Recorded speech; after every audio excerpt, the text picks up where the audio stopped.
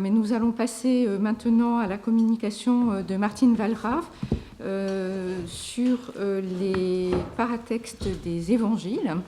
Donc je rappelle que Martine Wallraff est historien de l'Église. Il a fait sa carrière à Bâle et aujourd'hui à Munich. Il est bien connu évidemment pour ses travaux sur les historiens ecclésiastiques, Socrate le scolastique ou Julius Africanus en particulier. Et donc il a travaillé sur l'histoire de l'historiographie ecclésiastique, mais également sur l'histoire de la liturgie, de l'œcuménisme et sur la théologie interculturelle. En 2016, il a obtenu une ERC sur les paratextes de la Bible, et donc nous sommes en plein dans le sujet de ce colloque. Et il a fait paraître en 2021 un ouvrage consacré aux tables des canons d'Eusèbe de Césarée, et il s'est intéressé plus largement aux questions des tables dans les manuscrits bibliques, qui sont aussi des formes de paratextes. Et donc il va nous parler maintenant, je recherche le titre, merci, de la mise en scène des évangiles, remarques sur les rapports entre sacralisation et paratextualité.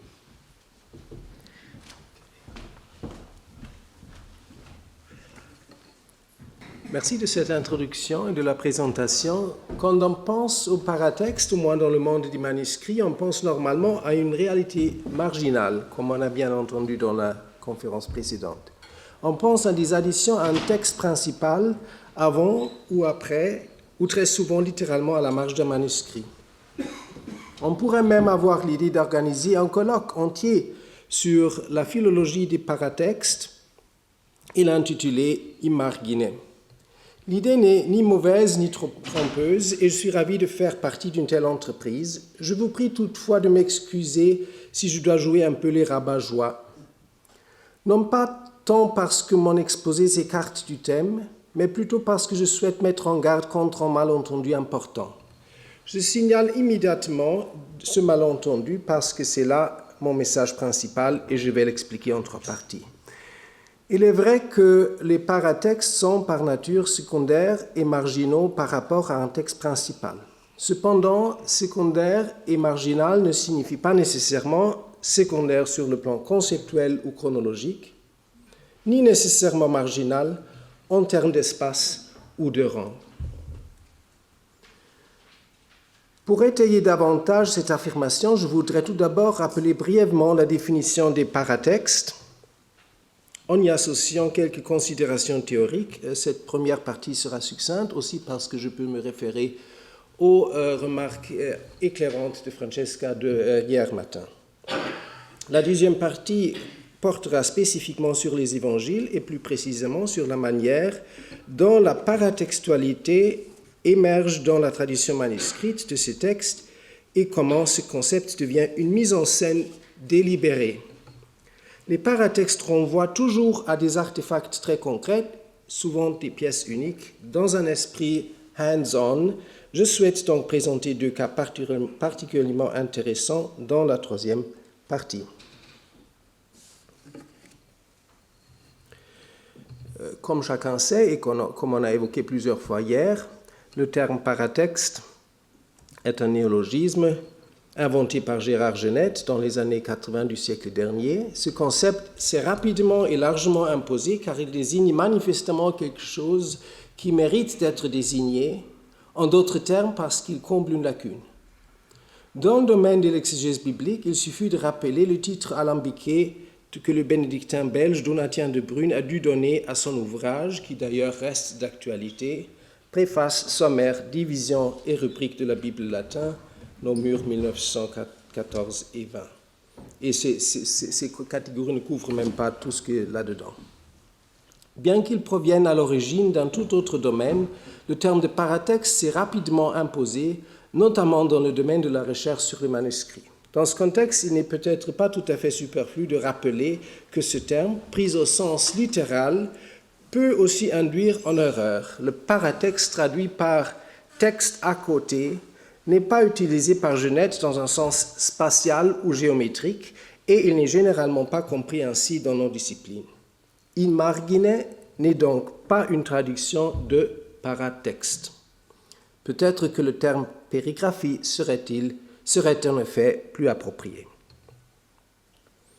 C'est plutôt le titre de l'ouvrage de référence de Genette qui met sur la bonne piste, Seuil. Il s'agit de textes qui forment un seuil entre l'auteur et le lecteur, c'est-à-dire des instances de médiation telles que titre, le texte quatrième de couverture, la préface, la publicité de l'éditeur, etc. Les textes auxquels Genette pensait avant tout étaient littéraires et octoriaux, et il est évident que ce concept doit être adapté aux études sur les manuscrits. Tous les textes ne sont pas octoriaux et il peut y avoir un grand écart temporel et culturel entre la rédaction et l'acte de l'écriture. La genèse du texte et celle du paratexte peuvent également être très éloignées l'un de l'autre.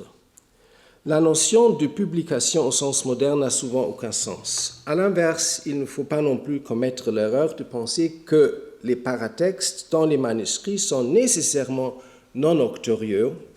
Le héros de la partie suivante en sera un contre-exemple important.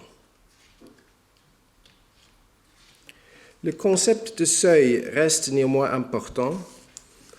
Il exprime le fait que les paratextes, indépendamment de leur position spatiale et du moment de leur genèse, ont une fonction de médiation entre le monde du texte principal et celui des lecteurs. Le constat fondamental pour la suite est le suivant. Cette fonction peut, mais ne doit pas nécessairement faire partie d'une stratégie consciente et réfléchie. Si c'est le cas, on peut parler de mise en scène. En d'autres termes, la fonction de seuil implique une orientation de la lecture. Celle-ci peut être plus ou moins voulue, plus ou moins explicite et évidente. Au sens figuré, mais pas au sens littéral et spatial, on peut également dire qu'elle peut être plus ou moins marginale.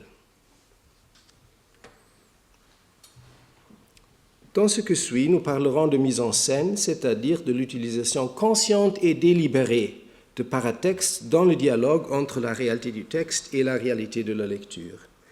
Il n'existe probablement nulle part dans le monde de la culture euro-méditerranée un cas où l'on puisse saisir l'émergence de ce phénomène avec autant de précision, le dater aussi exactement et même le localiser aussi précisément que dans la Bible chrétienne ou plus précisément encore dans les évangiles.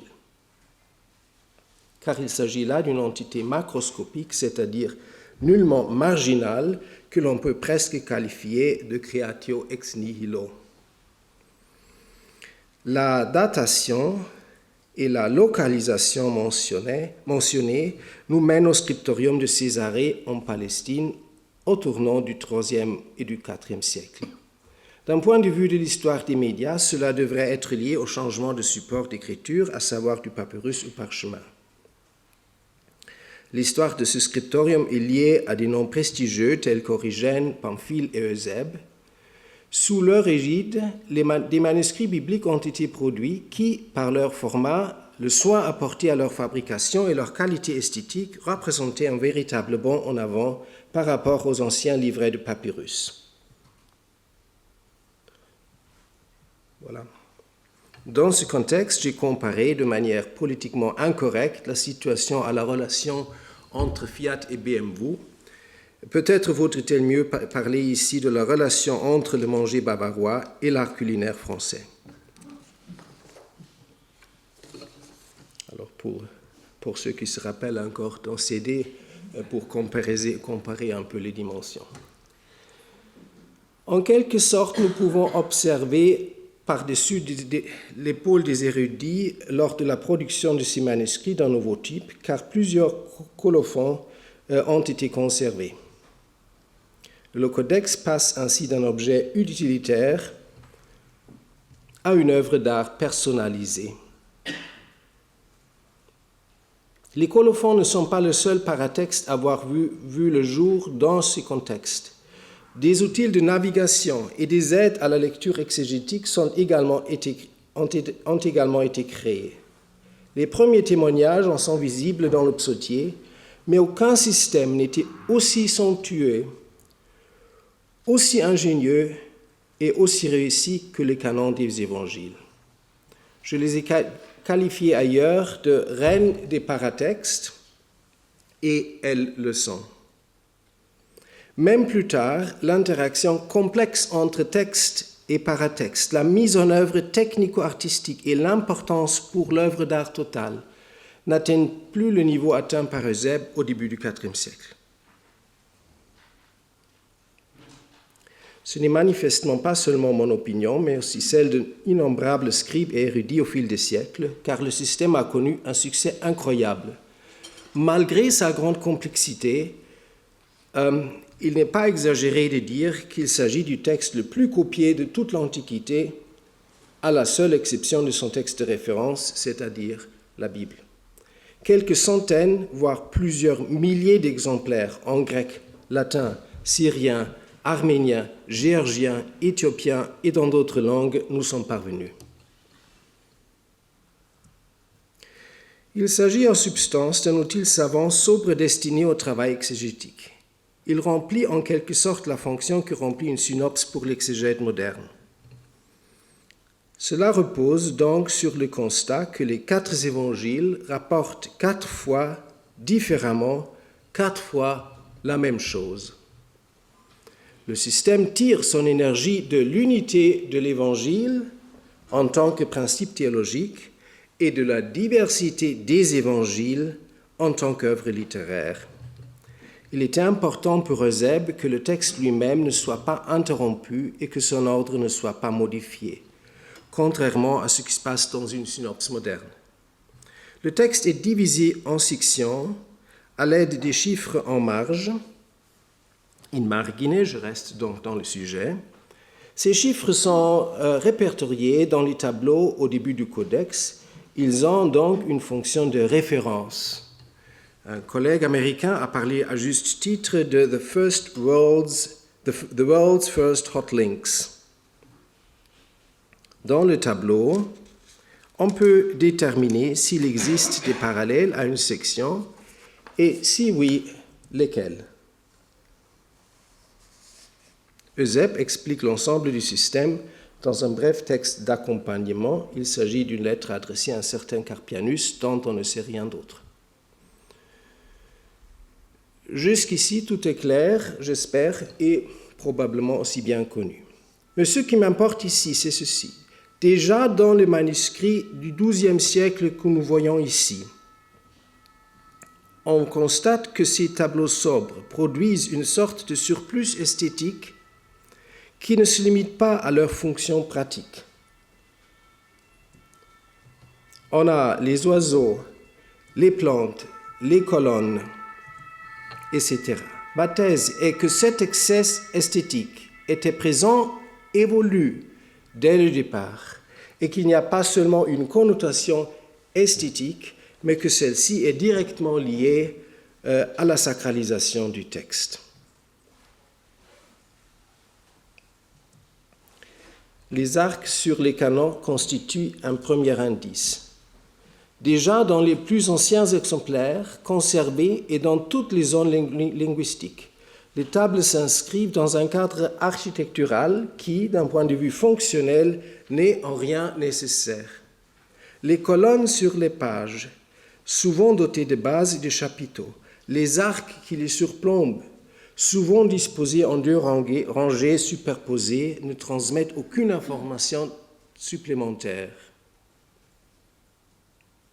De plus, il convient de noter ceci. Eusèbe souligne certes que son œuvre d'art total ne doit ni toucher ni interrompre le texte proprement dit, qu'elle doit donc se tenir modestement en arrière-plan, plus précisément en marge. Pourtant, il ne place nullement ces tableaux modestement à la fin, mais les place avec assurance au début du codex. Ils constituent l'entrée en matière d'un codex du style nouveau. Ce sont les propylées des évangiles. L'observation suivante s'inscrit également dans ce cadre.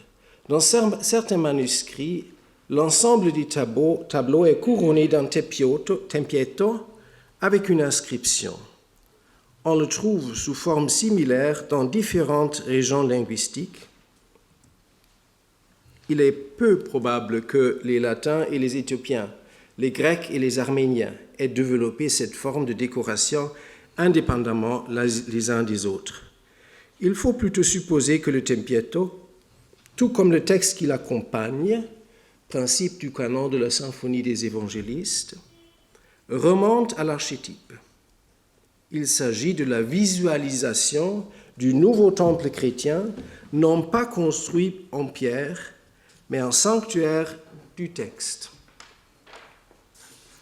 En règle générale, ce sont 4 colonnes qui soutiennent un toit commun, la quatuor des évangiles et l'unité de l'évangile. Dans une exception spectaculaire, une autre visualisation de la même idée a été choisie. Dans le Codex pourpre de Rossano, nous voyons 4 clipéi directement inscrits des noms des évangélistes et nous voyons comment ils sont entrelacés pour former un cercle, lui aussi inscrit principe du canon de la symphonie des évangélistes.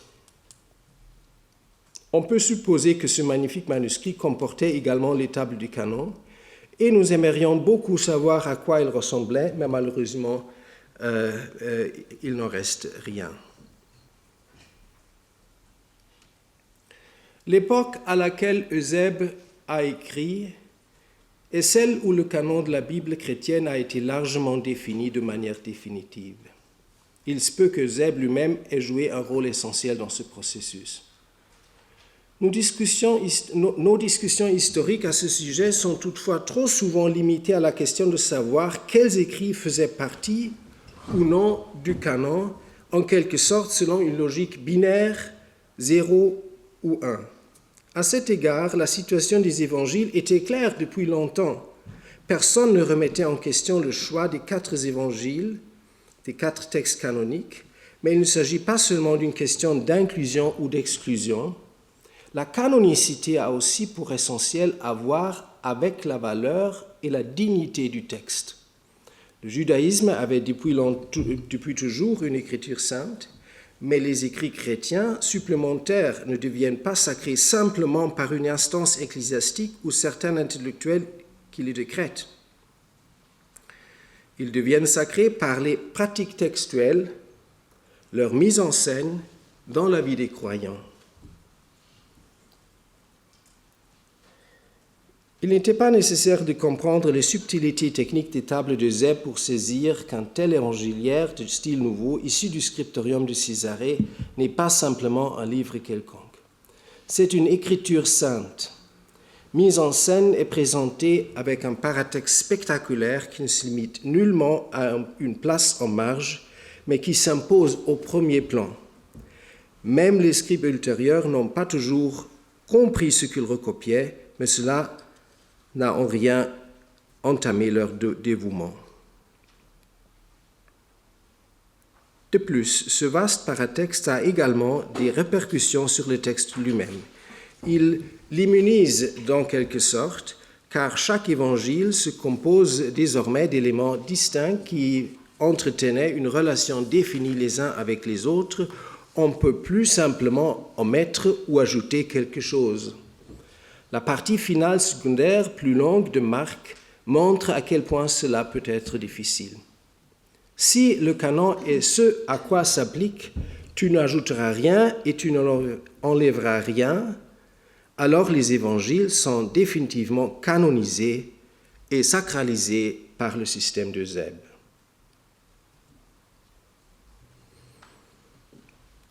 Je voudrais finalement illustrer cela à l'aide de deux exemples concrets. Il s'agit du seul cas connu de table de canon sur or et du seul cas connu de table de canon sur pourpre. Ce sont donc dans le panorama global des centaines d'exemplaires grecs des cas vraiment particuliers, distingués par un critère de matérialité. Ce n'est pas un critère arbitraire, car lorsqu'il s'agit de mise en scène, l'utilisation des matériaux très précieux est manifestement un élément important. En même temps, il s'avérera que ces deux cas posent des problèmes très spécifiques et ne peuvent donc certainement pas être qualifiés de typiques. Dans les deux cas, il s'agit de fragments, à savoir, par hasard, 4 pages dans les deux cas. Le fait qu'il s'agisse de fragments n'est toutefois probablement pas un hasard, car c'est précisément la valeur non seulement du matériau, mais aussi de la décoration du livre qui invite à séparer ces pages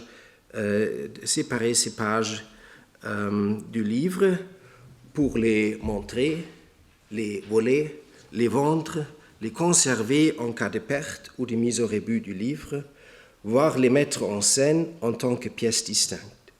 Ici aussi, on constate que le paratexte peut être plus précieux, plus noble, plus sacré que le texte. Dans le premier cas, précisément, il s'agit d'un objet d'une splendeur envoûtante.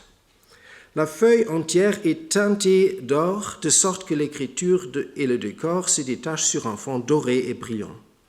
Nous ne savons pas si l'ensemble du livre était doré, ni s'il n'a jamais été achevé. Seules 2 feuilles, soit 4 pages, ont été conservées, précisément celles contenant les tables des canons. Aucune dépense ni aucun effort n'ont été épargnés lors de sa production. Ce sont sans doute des meilleurs artisans de l'époque qui ont travaillé à sa réalisation. Les spécialistes situent sa datation au VIe ou au VIIe siècle. Le premier me semble plus probable que le second, car qui sait si au VIIe siècle le savoir-faire nécessaire pour réaliser une telle œuvre existait encore. Kurt Weitzmann qualifie cette pièce de « perhaps the most precious fragment of any early Christian manuscript ». Un historien de l'art qui a beaucoup travaillé sur les débuts de l'enluminure et qui peut être considéré comme le meilleur spécialiste des tables du canon, le Suédois Carl Nordenfalk, a qualifié les feuillets de l'un des héritages les plus remarquables et les plus précieux de l'enluminure grecque qui soit. C'est à juste titre que ces feuillets ont attiré l'attention des historiens de l'art. Le manuscrit, ou plutôt le fragment de manuscrit, est assez connu et a souvent été reproduit. Il est étonnant malgré tout que personne n'ait jusqu'à présent pris la peine de transcrire et d'analyser les chiffres des tableaux un par un. Je me suis attelé à telle tâche et j'ai fait un constat surprenant, voire frustrant. L'admirable éclat doré et la très grande qualité de la décoration artistique contrastent avec le contenu du tableau, car les chiffres n'ont tout simplement aucun sens. En tout cas, je n'ai pas réussi à y trouver un sens, bien que j'ai déployé tous les efforts imaginables. Ces pages somptueuses se présentent comme les tables de Zeb, et la structure ainsi que les titres des colonnes correspondent bien à cela, mais les chiffres dans les colonnes n'ont rien à voir avec Eusèbe. Pour être encore plus clair, il ne s'agit pas d'une variante inconnue, ni d'une copie déformée et truffée d'erreurs. Cela n'a tout simplement aucun rapport avec Eusèbe, ni d'ailleurs avec aucun système comparable de synopse. Il n'y a pas non plus de logique mathématique derrière ces suites de chiffres, au moins sur la base de ce que je peux constater. Bien sûr, on ne peut pas totalement écarter la possibilité qu'il existe une interprétation jusqu'ici inconnue, par exemple de la cryptographie, un oracle numérique ou autre chose. Il vaut donc la peine d'attirer l'attention sur le problème ici, car peut-être qu'une personne avisée pourra encore fournir des indices. Ça me fait plaisir de parler avant une salle de personnes intelligentes, donc il y a peut-être des chances. Il vaut donc la peine d'attirer... pour l'instant, on reste toutefois à la constatation quelque peu désemparée que l'objet représentatif et le décor somptueux étaient plus importants que le contenu. En bref, que l'or et la splendeur sont en eux-mêmes le message, Ou, pour le formuler autrement, le paratexte n'est plus ici un texte au sens d'un vecteur de sens, c'est-à-dire d'une fonction concrète de transmission du contenu. Il n'a plus qu'un effet performatif en termes de dépenses matérielles et de plus-values esthétiques et de sacralité de mise en scène.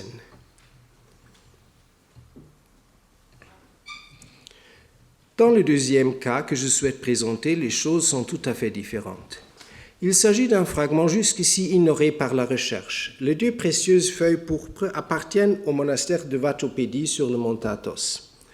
J'ai eu le privilège d'étudier ces feuillets de manière approfondie à la fin de l'été dernier. Une brève notice à leur sujet vient de paraître. Je profite aujourd'hui de l'occasion pour attirer l'attention du public sur cet artefact, car il mérite qu'on s'y intéresse. La provenance n'est pas tout à fait claire. Ces feuillets étaient autrefois reliés dans un codex du Xe siècle avec lequel ils n'ont toutefois aucun rapport. Depuis environ 30 ans, ils sont conservés dans le trésor du monastère et non dans la bibliothèque. C'est pourquoi ils n'ont pas fait l'objet des récents efforts de catalogage des manuscrits de Vatopédie. Je remercie toutefois Erich Lamberts, actuellement le meilleur spécialiste des manuscrits de ce monastère, pour son aide dans l'étude et pour les informations complémentaires qu'il m'a fournies. Je suis aussi reconnaissant à la communauté monastique qui m'a permis d'étudier ces documents de près. Quand je dis qu'il s'agit de 2 feuillets, ce n'est pas tout à fait exact. En y regardant de plus près, on constate que chaque feuille est constituée de 2 feuilles de parchemin collées ensemble. Il s'agit donc en réalité de 4 feuilles qui ne sont toutefois teintes en pourpre que d'un seul côté et qui ne sont certainement écrites que d'un seul côté. Ce qui a été conservé sont les canons 1 à 3 de l'ouvrage. On peut en déduire qu'il s'agissait au total d'une mise en page de 10 pages. La qualité tant des chiffres que de la décoration est élevée. Contrairement aux fragments de l'antre, les chiffres sont ici utilisables et les erreurs sont rares. Sous réserve d'analyses complémentaires, qui sont d'ailleurs prévues et méritent d'être menées, une datation au Xe siècle semble plausible. Cela s'explique par l'écriture, la mise en page et l'enluminure. Les 10 pages des tables, écrites sur une seule face, ont nécessité 10 feuilles pourpres. À cela s'ajoute la lettre à Capenus ainsi que d'éventuels autres éléments, tempietto, titre, etc. Contrairement au codex pourpre de l'Antiquité tardive, l'investissement matériel est ici d'une part moindre, car seule la surface devait être teinte, d'autre part plus élevée, car il fallait 2 fois plus de parchemin. Il est peu probable que l'ensemble de l'évangiliaire ait été conçu sous cette forme somptueuse.